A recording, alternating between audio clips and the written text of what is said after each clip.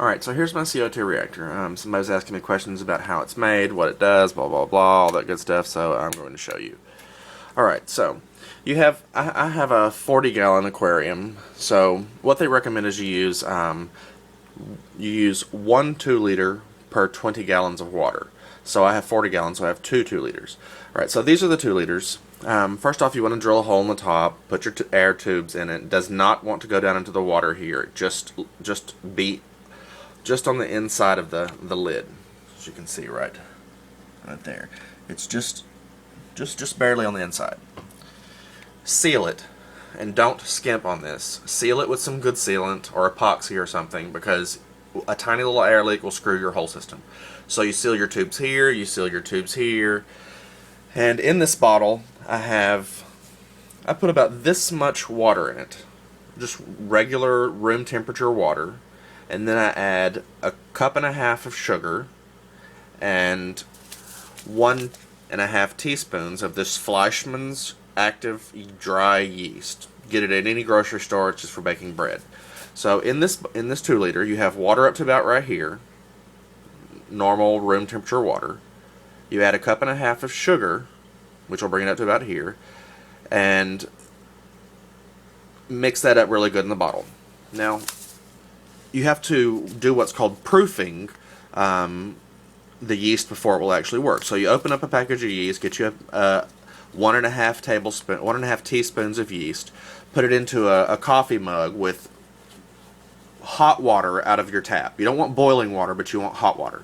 So hot water out of your tap with a good generous dose of sugar into the water also. Put the yeast into the water and the sugar into a coffee cup, stir it up real good, and let it sit. And what this will do is this will awaken the yeast and basically bring it out of its dormant state so that it starts to consume the sugar that's in the coffee cup. Once you've let that proof for about 10-15 minutes, you'll see that there's a layer of bubble on top of the water in the coffee cup about that thick. And then you want to take that solution and dump it into here. Put your hand over the top, shake it up, and then you're done with the mixture. That's how you make the mixture per 2-liter. Now, the system I'm running is 2 2-liters, so I have tubes coming out of both of these 2 2-liters, which is the CO2 reactors, and the tubes go down to this is essentially a water filter / bubble counter. So the tubes go in the top, and they go all the way down to way below the water line, and you want them to go below the water line so that you can see this. This is what you call a bubble counter. You'll see the bubbles, 1, 2. 2 bubbles every, looks like, 5 seconds. 2 bubbles every 5 seconds. That's perfect for me.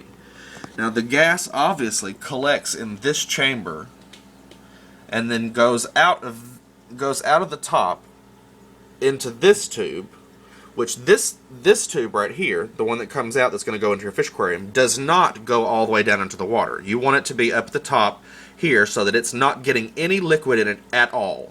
Under no circumstance do you want this yeast mixture to get into this bottle and then get into your fish aquarium. You got a huge fucking problem then. So anyway, the CO2 comes out of the reactors into these hoses down through here, bubbles up and pressurizes inside this chamber. Then it's forced out of this chamber into this tube, up into your aquarium, down into a bubble diffuser. And the diffuser is basically just something that you use to chop the bubbles that are coming out into small pieces. Basically, you want really, really tiny bubbles. And what I use is an actual piece of chopstick. Just a plain old, you might be able to see it back there, I don't think so. Anyway, I use just about a quarter or a half of just a cheap Chinese food bamboo chopstick. A lot of people don't know it, but you can actually drink through them. They're like straws. They have little tubes that are all the way through them. So on the inside of the aquarium, you have this tube with just a chopstick jammed in it and stuck down to the bottom of the aquarium. Air comes out the chopstick and floats up to the top of the water. And where the water comes back into the aquarium, I have my tube, my bubbles coming up right under where the water comes back in. So when the water comes in, it forces the bubbles back down in and around into the aquarium. So that's pretty much all your DIY CO2 is. Seal it good, buy some good sealant, make sure that these caps are really good. Also, make sure that you have the right kind of cap for the bottle. So if you have a Coca-Cola bottle, make sure you're using a Coca-Cola cap, because they are different. They will fit slightly different. And the recipe for it is water up to here in your 2 liter, normal tap water. You want 1.5 cups of sugar in the bottle mixed with the water. And then in a coffee cup, you have to proof the yeast. So in the coffee cup, you want 1.5 teaspoons of dry yeast, half a cup of water, hot water, not boiling, but hot, and then a couple tablespoons of sugar into the coffee mug also, just to help the yeast wake up. It's what it eats. It's what brings it out of its dormant state. Then once that proofs for about 15 minutes, you'll know there's a thick bubbly layer on top of the coffee cup. Just dump the whole coffee cup over into your CO2 reactor. Now, there's a couple things that people don't say, but that are very, very useful for when you're trying to do this. For instance, when you're changing it or having to redo your recipe, like once every 2 weeks, when you do this, unscrew the bubble countertop first. What happens if you don't is when you unscrew one of these lids, the pressure drops inside here, allowing the pressure inside this bottle to force water up the tube and all the way back into your yeast bottle. You do not want that. You want very good air seal here, very good air seal here, very good air seal here, and I really suggest you going to Walmart or some hardware store and getting you some plumber's tape. Wrap the top of your bottle with plumber's tape on all of them, screw the lid back down on it, and you're good. That is your system. Make sure you proof your yeast mixture for at least 10 minutes. So again, the recipe is 1.5 teaspoons of dry active yeast, Fleischmann's dry active yeast. Get it at any grocery store.